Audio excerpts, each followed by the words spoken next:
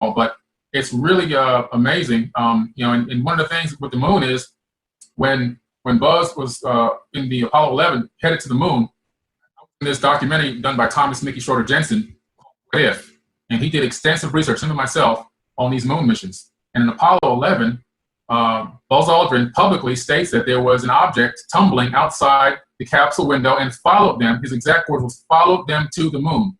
Now, they didn't want to report back to Houston and say, hey, Houston, there's an object outside the window. It looks like a UFO following us.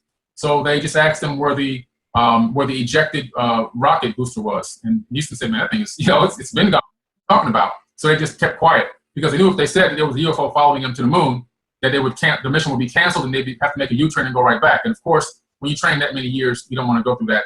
So that's one instance of something very interesting happening on the way to the moon. And then thank goodness for the Freedom of Information Act, because we were able to get the black box tapes from the Apollo 11 and the black box text. So some of the text has been redacted and some of the audio has been redacted. However, there are some really, really, really good parts in that audio and on those non-redacted parts of the actual document, which is available. Matter of fact, I'll provide you with the link so that you can leave it in your, when you finally make the final of this, that shows where Buzz is talking about seeing concave domes on the surface of the moon as they're going over. And he says, the people in there, I bet they never get out. This is called on the black box tape of the Apollo 11 mission. So once again, just as you said earlier, Matt, the reason people have gone so left, oh, we never went to the moon, we never went to the moon. No, the reason why you think we never went to the moon is because of the Hollywood production that was put forward to the general public. But what you don't realize is that is a psyop in itself. The real cover-up is what's on the moon and what they don't want you to know about it. So yes, we went to the moon, and yes, we lied about it. That's what people really need to understand. The moon mission was accomplished. Apollo 11 was real. We did land on the moon, but it was a reconnaissance mission to find out what the heck these objects were that satellites were picking up, before the mission before Apollo 11 even got there. And they knew that they had to present to the public something totally different because they needed to keep that information top secret until they could figure out for themselves even what it was or make contact or whatever the case may be. They caught some pretty awesome images on the dark side, right?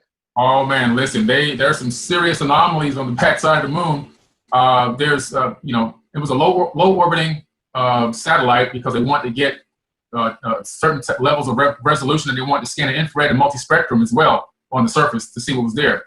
And they sent back some interesting images, which are available to the general public, that clearly have anomalies on them that when you look at them without editing, without doing anything, this is pre-Photoshop, that there are anomalies right there in front of your face, that things that you say to yourself as soon as you see them, those aren't rocks, or I don't believe those are rocks. Now, we can't say what they are, but what I can tell you is that the mission, Clementine itself, is kind of a, the name itself is from an old song, okay? And that song was talking about a guy whose woman was gonna go away and never come back.